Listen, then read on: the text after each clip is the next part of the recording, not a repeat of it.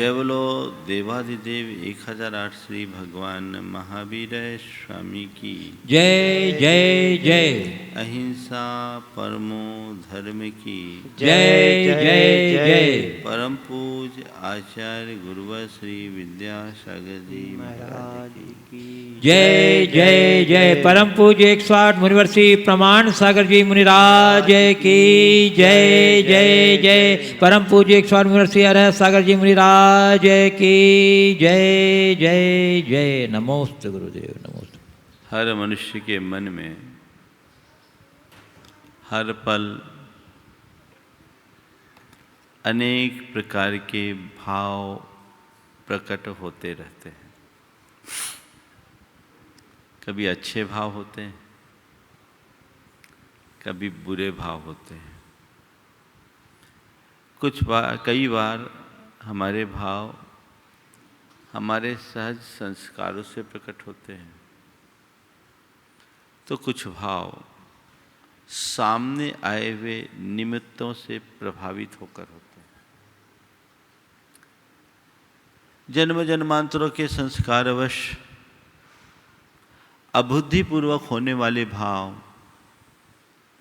प्रायः अशुभ ज़्यादा होते हैं, क्योंकि वो संस्कार है। ऐसा कहा जाता है कि एक मनुष्य के मन में 24 घंटे में लगभग 60,000 विचार उत्पन्न होते हैं, और 60,000 विचारों में काम के कितने होते सबको पता है। फालतू की बातें दिमाग में ज़्यादा उमड़ती है, और वो संस्कार वैसा होता है, चलता रहता है।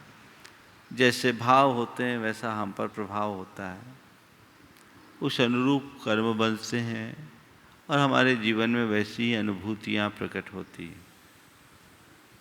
कुछ भाव होते हैं जो निमित्त विशेष से प्रकट होते हैं।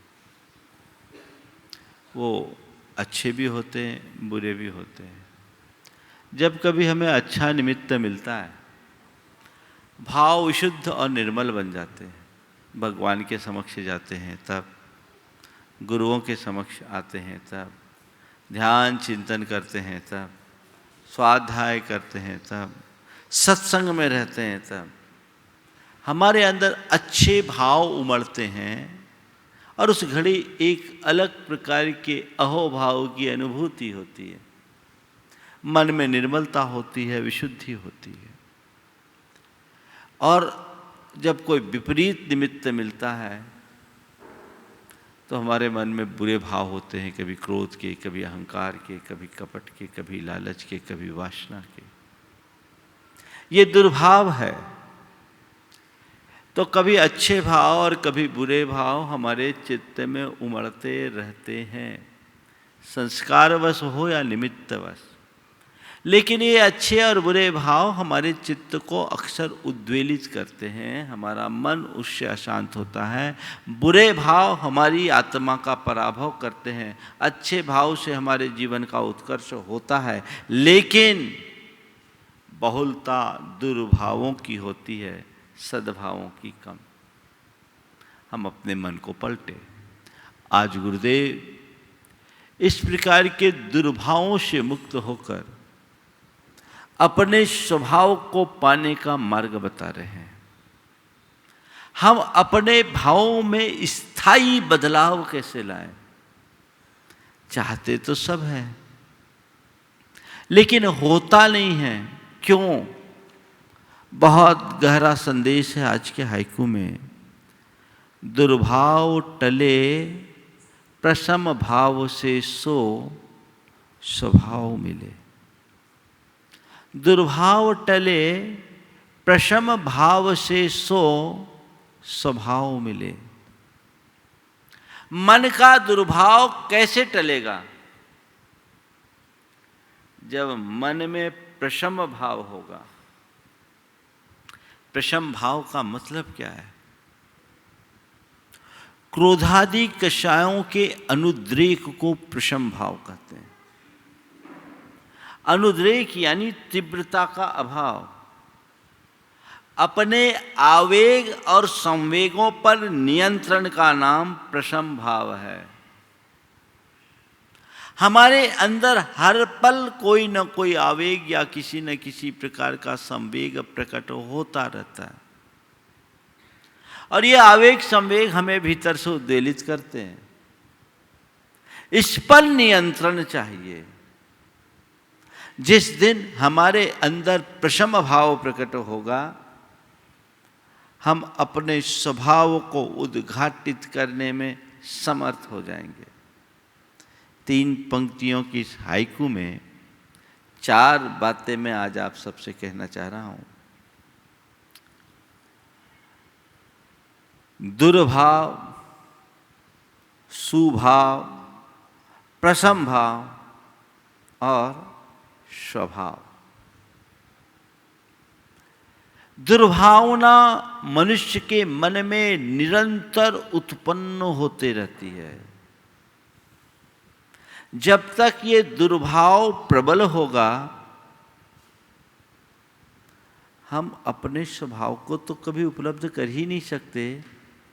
दुर्भावों से हमारा जीवन विकृत और पतित होता है। अपना अंतः निरीक्षण करके देखो, मेरे अंदर के भावों का स्तर क्या है। दुर्भावों का बाहुल्य है। यदि दुर्भावों का बाहुल्य है तो ये मान करके चलना, मेरा जीवन पतनोन्मुख है। कुछ लोग होते हैं जिनके हृदय में घोर दुर्भावनाएं भरी रहती है। वो किसी के प्रति भी अच्छे भाव नहीं रखते, बड़ी नकारात्मकता से भरे रहते हैं। जिनके साथ अच्छे दिखते हैं उनके प्रति भी अच्छा भाव नहीं रखते, चाहे वो अपना भाई हो, बंधु हो, पति हो, पत्नी हो, परिवार का कोई व्यक्ति हो, अपना पड़ोसी हो, परिचित हो, परिजन हो, कोई हो, अच्छे भाव नहीं रखते। दुर्भाव का मतलब है काम, क्रोध, लोभ, मोह के भाव होना, ईर्ष्या, मात्सर्य, घृणा और विद्वेष की भावना होना। अपने मन को पलट करके देखो, इस तरह के भावों का बाहुल्य मेरे मन में तो नहीं है।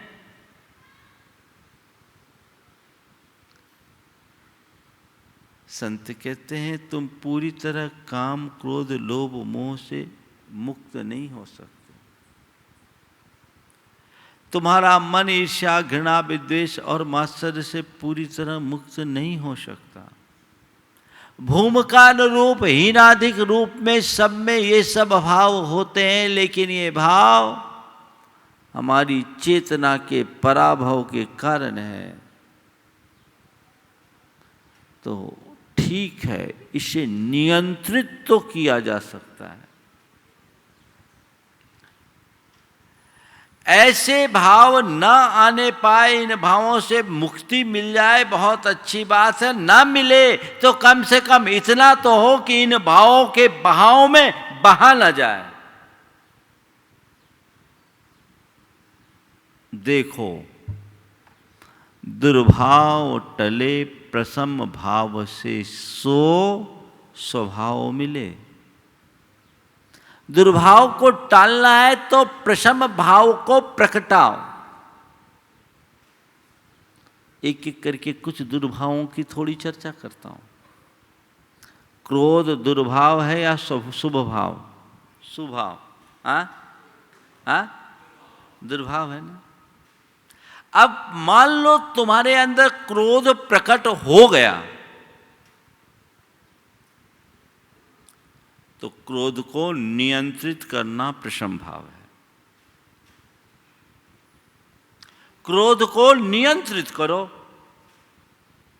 क्रोध आया और कर दिया, अब आ गया तो आ गया, हम क्या करें, हमें तो संभला नहीं। गुस्सा आ गया सो हमने बोल दिया, गुस्सा आ गया सो हमने कर दिया।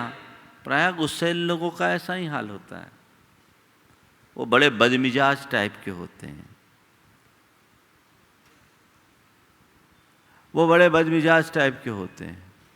जो आ गया बक दिया, बाद में पछताते हैं। संत कहते हैं नहीं, पहली कोशिश क्रोध आए ही नहीं, और क्रोध आए तो उस पर नियंत्रण होना चाहिए। अगर तुमने अपने मन में उभरने वाले क्रोध को नियंत्रित करने की क्षमता पाली तो समझ लेना तुम्हारे भीतर प्रशम भाव आ गया। प्रशम भाव आ गया। अब उसे इस प्रशम भाव तक आने के लिए क्या करें? शुभ भाव जगाओ। जब भी क्रोध तुम्हारे मन में उत्पन्न होने लगे, क्रोध का उफान आने लगे, मन को डाइवर्ट करो, मोड़ो और ये सोचो क्रोध मेरा शत्रु है, मुझे क्रोध पर नियंत्रण करना है। मुझे क्रोध पर नियंत्रण करना है, मुझे क्षमा का भाव रखना है। क्रोध को अपने ऊपर हावी होने से बचना है।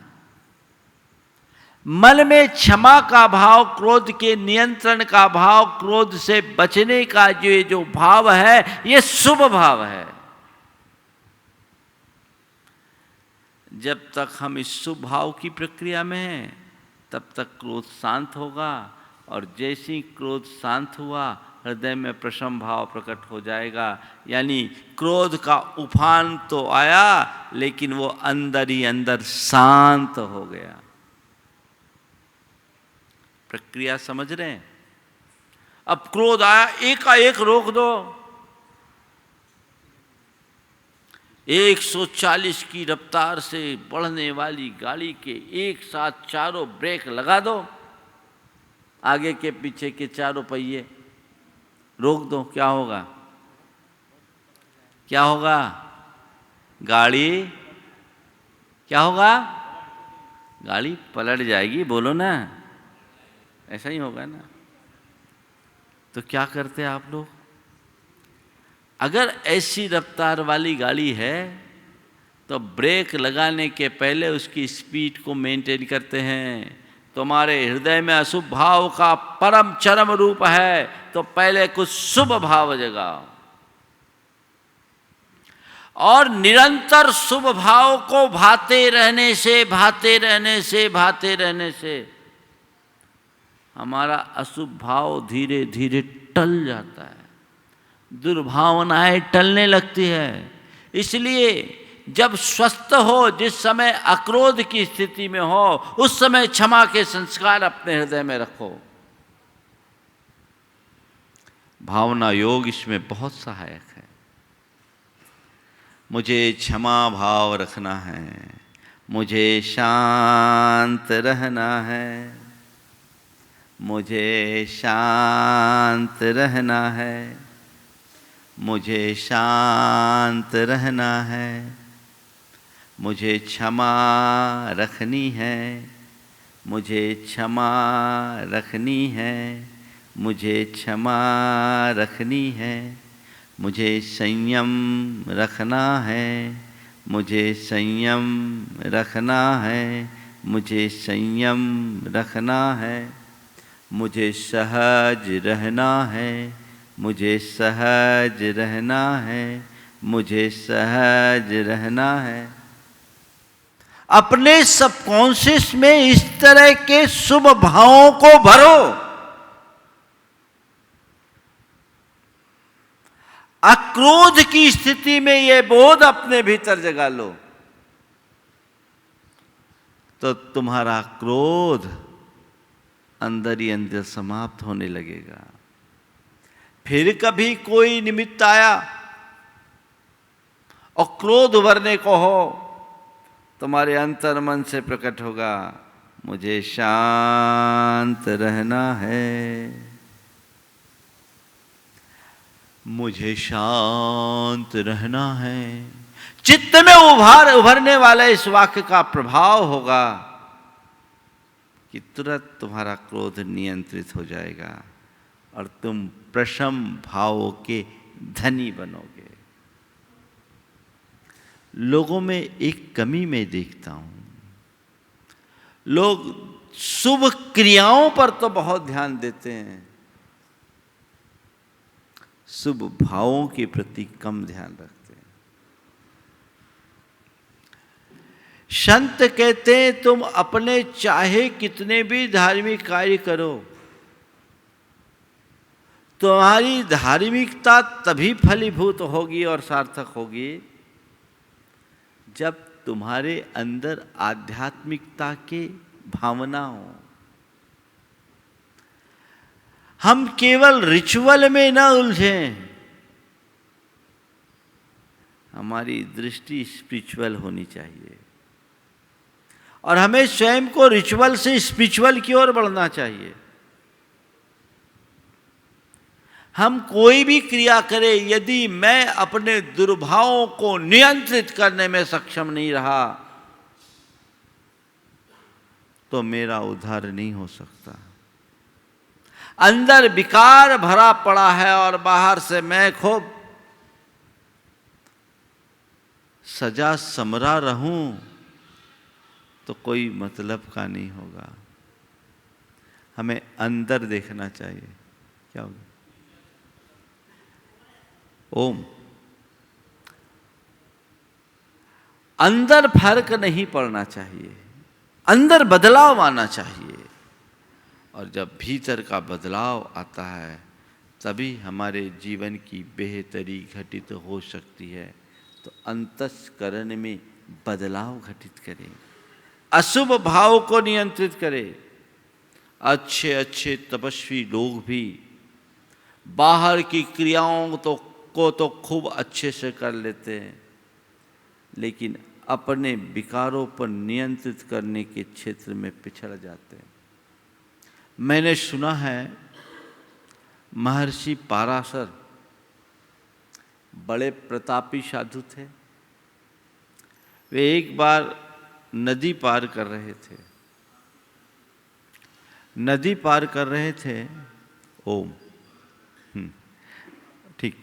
नदी पार कर रहे थे और नदी में नाव को पार करने वाली एक युवती थी।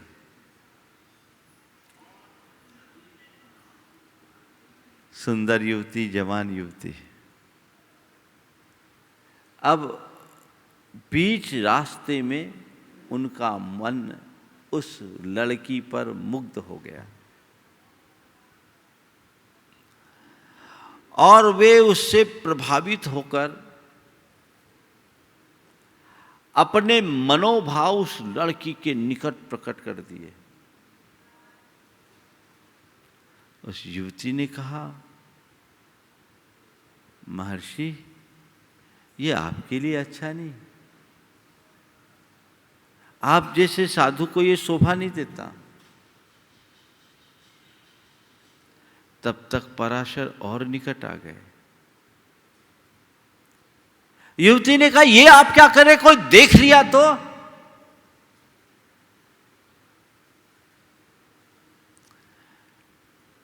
तो उन्होंने कहा, अरे यहां कौन देखने वाला है, मेरे और तेरे अलावा यहां है कौन? तो युवती ने कहा, और कोई हो या ना हो, ये सूर्य तो देख रहा है, ये सूर्य तो देख रहा है। तो उसने कहा, ऋषि ने कहा, तुम मुझे नहीं पहचानती, देख मेरे और तेरे बीच में ये सूर्य बाधक हो रहा है, मैं अभी इसे अपने रास्ते से अलग करता हूँ। उन्होंने वहीं कोई मंत्र फूंका, बादल छा गए, सूर्य बादलों की ओट में चला गया और कहा, देख अब कौन है मेरे तेरे बीच में, देख अब कौन है मेरे तेरे बीच में। देख लिया ना तूने मेरा प्रताप। उस युवती ने उस ऋषि को जो जवाब दिया, उसने उन्हें झकझोर दिया कि महर्षि, देख लिया मैंने आपके प्रताप को, पर मैं केवल आपसे इतना कहना चाहती हूं, अपने जिस प्रताप से सूर्य को ओझल करते हो, अपने विकारों को ओझल क्यों नहीं कर सकते? अपनी दृष्टि को पवित्र कर लो तो जीवन धन्य हो जाए। उस एक वाक्य ने उन्हें झकझोर दिया। वो अंदर से प्रबोधित हो गया और कहा, माफ करना, आज तू मेरी गुरु बन गई। मैं भिखारी बन गया था, मैं अपने मार्ग से स्खलित हो गया था, मैं भटक गया था, तूने मुझे सावधान कर दिया। ये एक दृष्टिकोण है। हम अपने मन को पलटकर देखें, मेरे भावों का स्तर कैसा है। अच्छे अच्छे लोग जो दिखने में बड़े धर्मात्मा होते हैं, धार्मिक क्रियाओं को बढ़ चढ़ करके करते हैं, पर वे उतना ही गुस्सा करे, उतना ही अभिमान पाले, उतना ही कपट रखे, उतनी ही बेईमानी करे और उतने ही वासनाभिभूत हो। तो ऐसे लोगों को उनके धर्म की क्रिया का वांछित परिणाम मिलेगा क्या? बोलो, नहीं मिलेगा ना। तो फिर तुम कर क्या रहे हो? धर्म की क्रिया करना और धर्म को जीना, दोनों में बड़ा अंतर है। पहली कोशिश होनी चाहिए कि मैं दुर्भावों से मुक्त हूं, मेरे मन में शुभ भाव आए, दुर्भाव मुझ पर हावी ना हो। लोग दिखने में तो बहुत अच्छे दिखते हैं, लेकिन अंदर का भगवान ही मालिक है ना। कैसे भाव होते? 3 लोग थे, तीनों ने साधना की और तीनों एक दूसरों के घुरधुर विरोधी, एक दूसरे से ईर्ष्या रखने वाले। उनकी साधना के प्रताप से देवता प्रकट हुए। देवता प्रकट हुए, पहले से पूछा, बोलो तुम क्या मांगते हो? कोई एक वरदान मांग लो। तुम क्या मांगते हो? बोला, बस कुछ नहीं करो, ये मुझे बहुत आंखें दिखाता है, इसकी आंखें फोड़ दो। ये मुझे बहुत आंखें दिखाता है, इसकी आंखें फोड़ दो। ठीक है। दूसरे के पास पूछा, तुम क्या चाहते हो? बोले, कुछ नहीं, उसको मेरे रास्ते से अलग कर दो। इसकी आंखें फोड़ दो, और उसने कहा इसको मेरे रास्ते से अलग कर दो। तीसरे से पूछा, तुम क्या चाहते हो? बोले, नहीं, मुझे तो संतोष है, मुझे कुछ नहीं चाहिए, आप तो इन्हीं दोनों की भावना पूरी कर दो, इनकी ही भावना पूरी कर दो, मुझे कुछ नहीं चाहिए। अब बोलो, कैसे लोग हैं?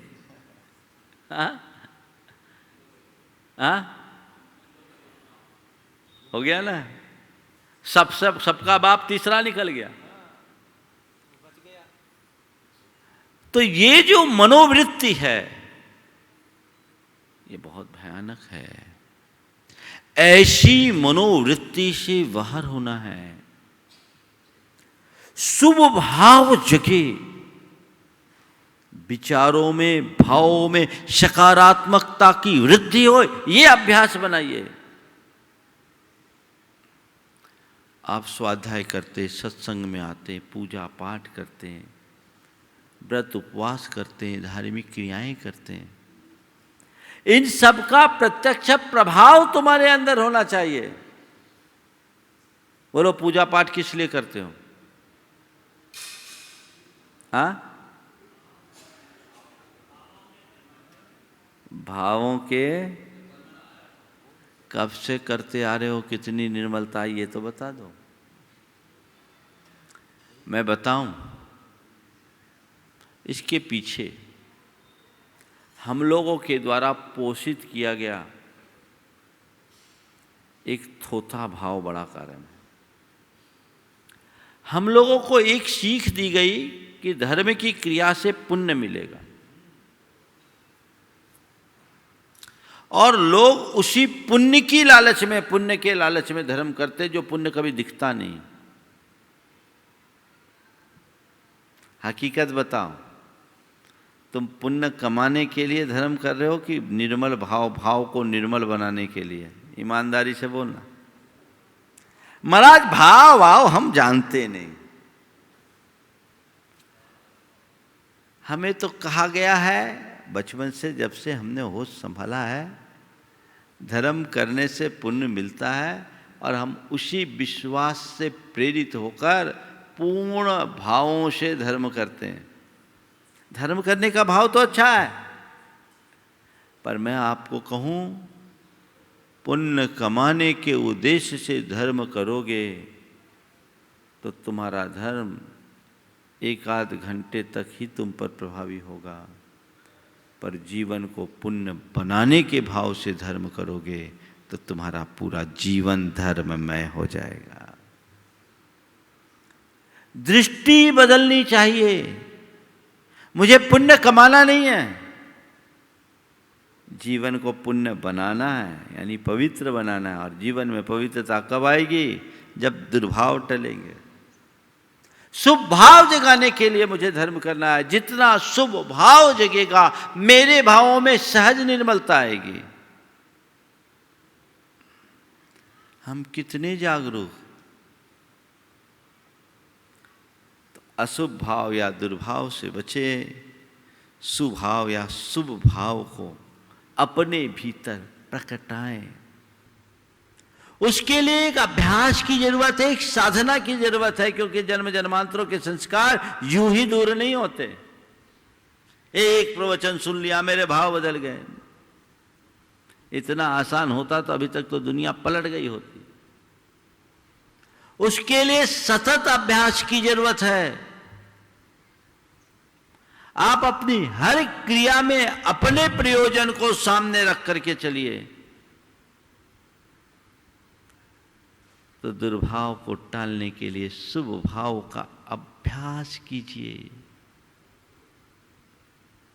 जितना बने अपने आप को विशुद्धि से भरिए, सन्निमित्तों का आश्रय लीजिए।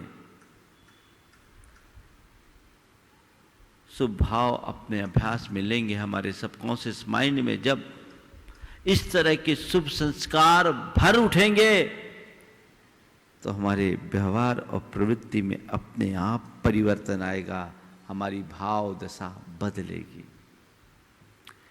और जब शुभ भाव में हम पारंगत हो जाएंगे तो हमारे हृदय में हर पल प्रशम भाव बना रहेगा।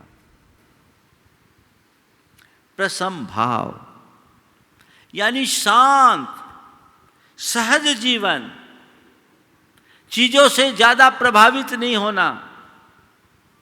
कोई तारीफ कर दे तो ज्यादा प्रसन्नता नहीं, और कोई टिप्पणी कर दे तो खिन्नता नहीं। इसका नाम प्रसम भाव है। कोई गुस्सा दिला भी दे तो गुस्से का उभारना है, इसका नाम प्रसम भाव है। कोई कितने भी अभिमान को चोट करे लेकिन अपने आप को अपमानित महसूस न करना, ये प्रसम भाव की अभिव्यक्ति है। चाहे कितना भी बड़ा प्रलोभन आए, मन में कपट को उत्पन्न न होने देना, बेईमानी के स्तर पर न जाना, ये प्रसम भाव है।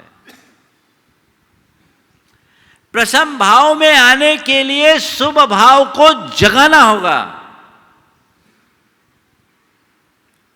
शुभ भाव से ही प्रसम भाव होता है। शांत। कुछ लोग होते हैं जो बात बात में भड़कते हैं, और कुछ लोग होते हैं वो बिल्कुल सहज शांत रहते हैं, उन्हें कोई फर्क नहीं पड़ता। कुछ बोल भी दो तो हंसकर टाल देते हैं। आप किसको पसंद करते हैं, बात बात में भड़कने वाले को या सहज शांत रहने वाले को?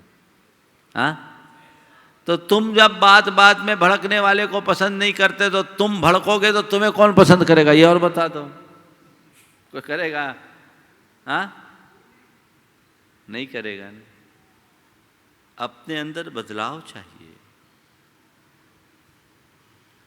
बदलाव लाने के लिए शुभ भाव जगाइए, धीरे धीरे प्रसम भाव बढ़ेगा। कोई फर्क नहीं, ठीक है, बोल दिया, हो गया, चलने दो। क्षमता का अभ्यास बढ़ना चाहिए, प्रशम भाव, उफान नहीं आना, स्थिरता बनाए रखना। निमित्त तो आते रहेंगे, मेरे जीवन में कोई असत निमित्त ना आए ये मेरे हाथ में नहीं है, पर चाहे कैसा भी निमित्त क्यों ना हो मैं उससे प्रभावित ना हूं, ये तो मेरे हाथ में है। जिसके हृदय में प्रसम भाव प्रगाढ़ हो जाता है उनके लिए सब बातें बहुत सहज होती है, बहुत सहज होती है। उसके अंदर कभी किसी बात का उद्रेक नहीं आता, गुस्सा दिलाना भी चाहे तो गुस्सा नहीं आता। ऐसे व्यक्ति के हृदय में धैर्य, सहनशीलता, क्षमा और सहजता जैसे गुण स्वाभाविक रूप से प्रकट हो जाते हैं। अभ्यास बढ़ाइए, प्रशम भाव मुझे लाना है, और थोड़ा पुरुषार्थ करके व्यक्ति ऐसा हो सकता है। अभी भोपाल में एक युवक मुझसे मिला, उसने 52 गजा के चतुर्मास में भावना योग अटेंड किया।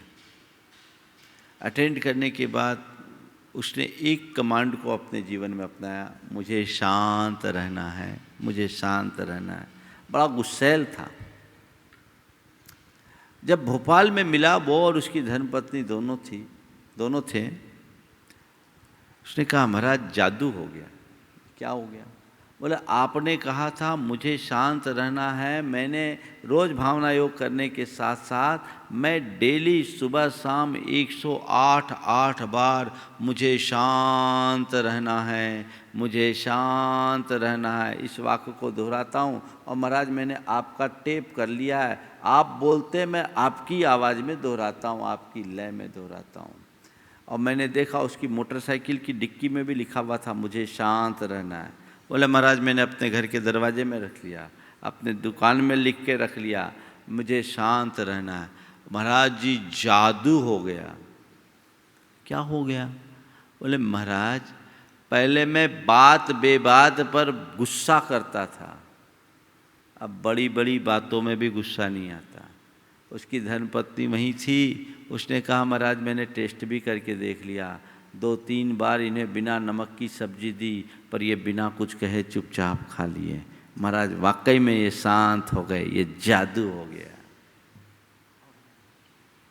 जो व्यक्ति अपने मन के विरुद्ध किसी बात को स्वीकार करने में समर्थ ना हो,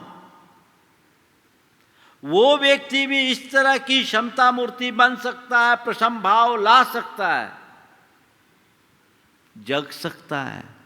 आप अपने क्रोध को संयत कर सकते हो, आप अपने मान को संयत कर सकते हो, आप अपनी माया को नियंत्रित कर सकते हो, आप अपनी लालच की वृत्ति को नियंत्रित कर सकते हो, आप वासना के विकार से भी मुक्त हो सकते हो। क्षमता तुम्हारे अंदर है, जागरूकता चाहिए। मन में संकल्प चाहिए, मुझे ये करना है। अरे अब जो हो रहा है सो होने दो, कुछ नहीं होगा। ठान लो मैं अपने आप को बदल के रहूंगा। ऐसे कई मौके आए होंगे जब तुम्हें अपने दुर्भावों के कारण दुख भोगना पड़ा हो, लोगों के बीच अपमानित भी होना पड़ा हो, तुम्हारे संबंध भी बिगड़े हों, तुम्हारा मन अशांत हुआ हो। जीवन का अनुभव है हर व्यक्ति के साथ। संकल्प ले लो कि अब मैं उन्हें कभी पनपने नहीं दूंगा। जो मेरे जीवन को खोटा बनाए उसे मैं प्रश्रय क्यों दूं, उसकी जड़ उखाड़ करके फेंक दूं। इतनी ताकत तुम्हारे भीतर है, बशर्ते तुम वैसा संकल्प लो, संकल्पित होकर के उसे उखाड़ फेंको। मुझे उसे अलग करना है, उसे हटाकर दूर करना है, ऐसा दृढ़ संकल्प मन में जगा ले। अगर एक बार ऐसा संकल्प जग गया तो जीवन का काया पलट हो सकता है। तो दुर्भाव को मिटाने के लिए शुभ भाव, और शुभ भाव का प्रभाव है प्रसम भाव या समभाव। अपने भीतर ऐसी क्षमता विकसित कीजिए। ये संकल्प लीजिए, अपने जीवन को ऐसा बनाइए, ऐसा बनाइए, ऐसा बनाइए कि तुम्हें देखकर लोग आश्चर्य करें। लोग क्या, तुम्हें खुद को अपने आप पर आश्चर्य हो जाए। ये है बदलाव। ऐसा बदलाव होना चाहिए। मैं अपने आप को बदल करके ही छोड़ूंगा। संकल्प से ही सिद्धि होती है। लक्ष्य बनाइए, संकल्प कीजिए और तदनुरूप पुरुषार्थ कीजिए, बदल जाएगा जीवन। तो अशुभ भाव, शुभ भाव, प्रशम भाव, और जब प्रशम भाव में पारंगत होगे तो फिर आत्मा के स्वभाव में आओगे। केवल जानने देखने रूप स्वभाव, जहां किसी भी प्रकार का इष्टानिष्ट संकल्प विकल्प न हो, रंच मात्र भी विकल्प नहीं, न राग न द्वेष, परम क्षमता, सहज समाधि जो बड़े बड़े योगियों को होती है, वहां तक जब पहुंचो तो पहुंचो, पर कम से कम प्रसम भाव तक तो पहुंचने की कोशिश करो। मन में विकार पनपने ही ना पाए, और कदाचित आए तो उसे अंदर ही अंदर नियंत्रित कर ले। ये जीवन की उन्नति का आधार है। इसी के बल पर हम अपने चेतना को परिष्कृत कर सकते हैं। दुर्भाव टले प्रसम भाव से सो स्वभाव मिले। दुर्भाव टले प्रसम भाव से सो स्वभाव मिले। रास्ता बता दिया, अब चलना तो तुम्हें ही पड़ेगा।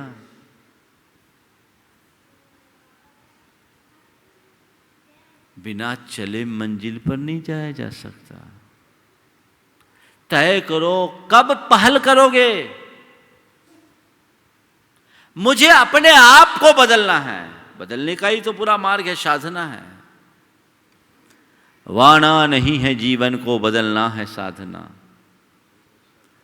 धुएं सा जीवन मौत है, जलना है साधना। सच्चा पाठ तभी होगा जब जीवन में पारायण हो। श्वास श्वास धड़कन धड़कन में घुली हुई रामायण हो। पर की पीड़ा में मोमशा पिघलना है साधना। वाणा नहीं है जीवन को बदलना है साधना। जीवन को बदलने का संकल्प जगना चाहिए। एक चमत्कार होगा। लोग आज बड़े चमत्कारों की चर्चा करते हैं। चमत्कार चमत्कार चमत्कार।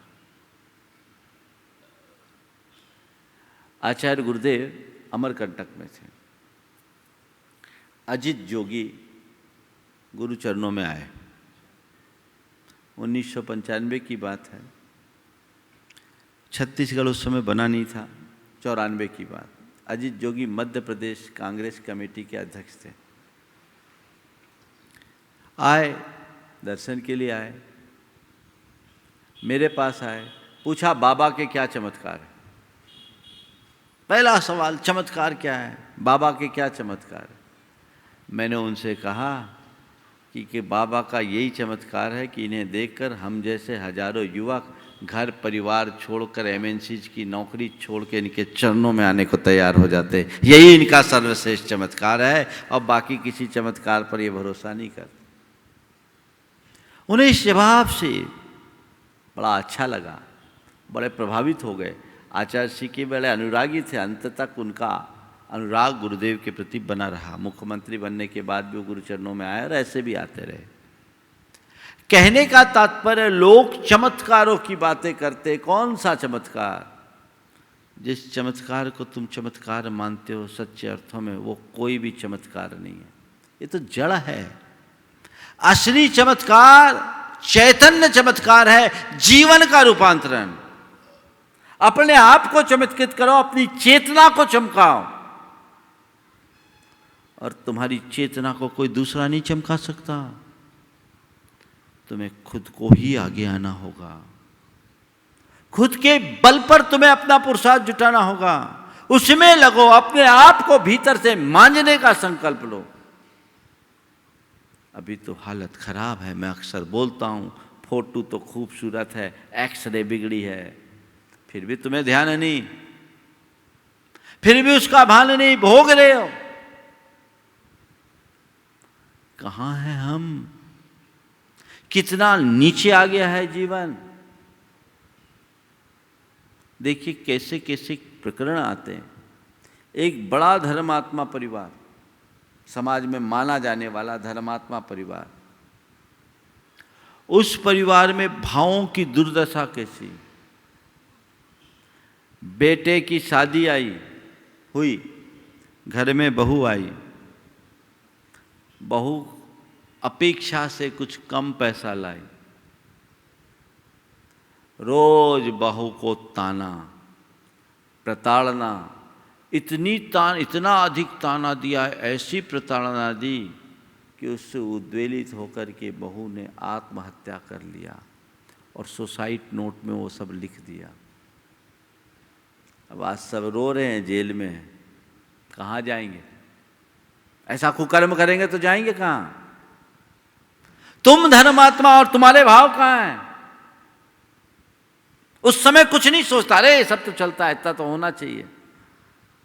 अगर तुम्हारे निमित्त से कोई आहत हो रहा है तो ये घोर हिंसा है, पाप है, अनर्थ है, ये समझना चाहिए। आम जन ऐसा करे तो फिर भी समझ में आता है, पर तुम धर्मी होने के बाद भी ऐसा करते हो तो तुम्हारे धर्मी होने का कोई मतलब नहीं। इसलिए दुर्भाव टले प्रसम भाव से सो स्वभाव मिले के सूत्र को समझिए। हम स्वभाव को पाए या न पाए, विभाव में न रमे, अंदर सद्भाव बने रहे सबके प्रति, स्वपर के प्रति, तभी जीवन का सच्चा सुख और आनंद प्राप्त होगा, अन्यथा सब खो जाएगा। थोड़ा सोचो कितनी जल्दी हम मन मलिन कर लेते हैं। सामने वाला खोटा है तो हम भी खोटे बन जाएं। अरे हमारी परीक्षा है, जब सामने वाला खोटा हो तो हम उसके आगे खड़े बने रहें। अगर हम भी उस जैसा बन जाए तो फिर हम में और उसमें अंतर क्या है? एक भगवान का भक्त था, एक बार किसी निमित्त से वो जा रहा था, सामने से एक चांडाल आ गया। उसने चांडाल को एक तरफ होने के लिए बोला। चांडाल ने कहा मैं अछूत थोड़ी हूँ, मैं क्यों हटूँ? उसने गाली दे दी। चांडाल को गुस्सा आया, चांडाल उसको एक घूंसा दे दिया, उलझ गया। तब उसे भगवान का ख्याल आया, भगवान बचाओ मुझे इस चांडाल से। और तब तक दोनों एक दूसरे से गुत्थम गुत्था कर रहे थे। भगवान आए और मज़े से दोनों की लड़ाई देख रहे थे। चांडाल ने उसकी बुरी गत कर दी, खूब पीट गया। अब पूरी तरह पिटने के बाद जब चांडाल चला गया तब भगवान ने उसका हालचाल पूछा, बताओ कहाँ कहाँ लगी? बोले भगवान आपने भी क्या किया, इतनी देर से मैं पिटता रहा, मुंह ताकते खड़े रह गए। इतनी देर से मैं पिटता रहा, आप मुंह ताकते खड़े रह गए। मैंने आपसे कहा था मुझे चांडाल से बचाओ, क्या आपने मुझे कोई सहयोग नहीं किया, आपने मुझे बचाया नहीं, मेरा ये बुरा हाल कर दिया। भगवान ने कहा मैं बहुत देर से सोच रहा था कि तुम्हें चांडाल से बचाऊं, पर मैं पहचान ही नहीं पा रहा था कि दोनों में चांडाल कौन है। दोनों में चांडाल कौन है मैं पहचान ही नहीं पा रहा था, कैसे बचाता? दोनों तो एक से हो गए। बात समझ में आ गई? दिन भर में कितनी बार अपने आप को चांडाल बना देते हो। ध्यान रखना, जिसका स्वभाव प्रचंड है वह सब चांडाल है। अपने आप को बचाओ, इस वृत्ति से बाहर आने की कोशिश करो। थोड़ा सा अहंकार एक तरफ कर दो ना, जीवन बदल जाए। हमारे अधिकतर दुर्भावनाएं अहम पोषित होते हैं, उनको धीरे धीरे नियंत्रित करें, अभ्यास बनाएं। भावना योग इसका बहुत अच्छा प्रयोग है। अभ्यास करके आप बदलाव ला सकते हैं। आने वाले दिनों में पर्यूषण पर्व है। पर्यूषण पर्व को इस बार इस तरीके से मनाना है कि हमारा प्रदूषण खत्म हो। सुबह की शुरुआत हम भावना योग से करेंगे, जो हमारे लिए 10 धर्मों का प्रैक्टिकल रूप देगा। भावना योग का भी नया स्वरूप होगा।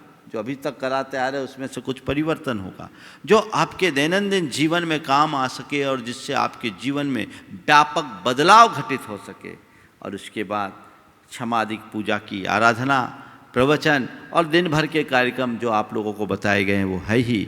इस बार संकल्पित हो जाइए कि मैं पूरे परिवार के साथ मिलकर पर्यूषण की ऐसी आराधना करूंगा, ऐसी आराधना करूंगा, ऐसी आराधना करूंगा कि 10 दिनों में मेरा पूरा घर धर्ममय हो जाए और उसका प्रभाव पूरे साल भर बन सके।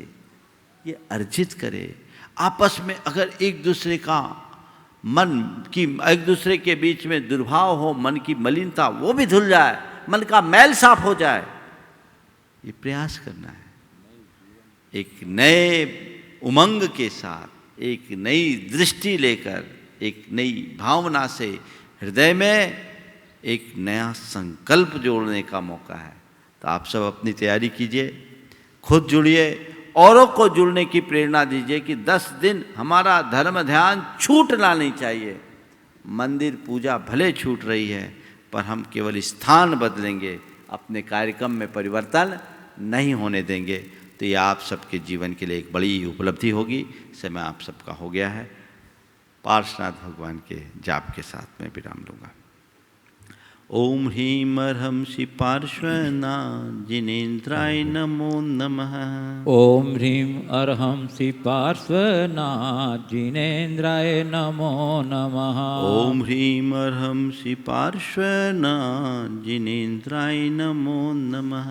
ओम ह्रीं अर्हंसि पार्श्वनाथ जिनेन्द्राय नमो नमः। ओम ह्रीं अर्हंसि पार्श्वनाथ जिनेन्द्राय नमो नमः। ओम ह्रीं अर्हंसि पार्श्वनाथ जिनेन्द्राय नमो नमः। ओम ह्रीं अर्हंसि पार्श्वनाथ जिनेन्द्राय नमो नमः। ओम ह्रीं अर्हंसि पार्श्वनाथ जिनेन्द्राय नमो नमः।